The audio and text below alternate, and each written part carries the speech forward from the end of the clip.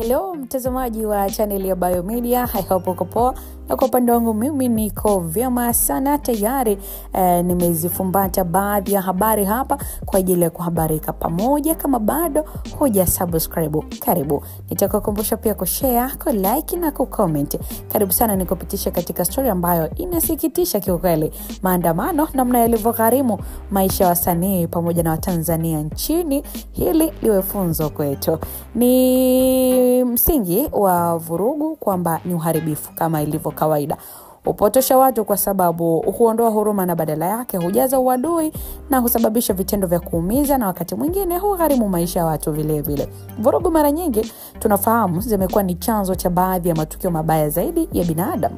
Na kila ambacho kilitokea sasa tarehe 29 mwezi Oktoba, wananchi wachache walioingia barabarani waliweza kufanya uharibifu wa kutisha kweli kweli kwa kisingizio cha maandamano ya amani, na wamechoma magari binafsi, magari ya taasisi, wameingia katika sehemu za starehe za watu binafsi na kuanza kunywa bia, wamechoma viwanda na zaidi sasa kuiba mali mbalimbali za watu ikiwemo mavazi na simu katika maduka ya baadhi ya watu.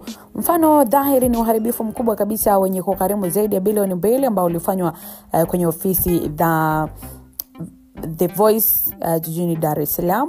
Lakini pia sababu kubwa za uharibifu huo ni waharibifu kuhusisha umiliki wa klabu hiyo na familia za viongozi wakuu wa serikali. Bahati mbaya taarifa hiyo ni potofu na imeweza kukanushwa na wakili wa eneo hilo. Wakili alikuwa anasema walianza kushindwa kuelewa mgomvi wao halisi ni nani, na hilo ndilo lilikuwa gap kubwa walilokosea. Mfano, wamevamia sokoni na kuanza kuiba matunda ya mama mwenye mtaji wa $100,000. Je, huyo mama anakuwa wanamtetea au wanamdhoofisha maisha?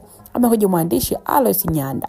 Lakini pia msanii Juma Jux mwenye maduka ya mavazi ya chapa yake African Boy, Sharobaro wa Instagram mwenye maduka ya mavazi jijini Dar es Salaam, na mgahawa wa chakula wa Zena Yusuf maarufu kama Shilole pia ama unaweza kumuita Shisha Food, na mwanamuziki Billnass ni miongoni pia mwa vijana wa Kitanzania ambao wanatafuta kujikwamua kiuchumi, ambao vitega uchumi vyao mbalimbali viliharibiwa, vilichomwa moto na kuangamizwa kabisa, sababu ikiwa ni ile ile vurugu zenyewe kutokana na upotoshaji na taarifa zisizo sahihi. So katika dunia ambayo inaonekana kugawanyika, ni muhimu wa Tanzania tukachague mshikamano, tukombatie upendo, uelewano na huruma kama kanuni zetu kuu.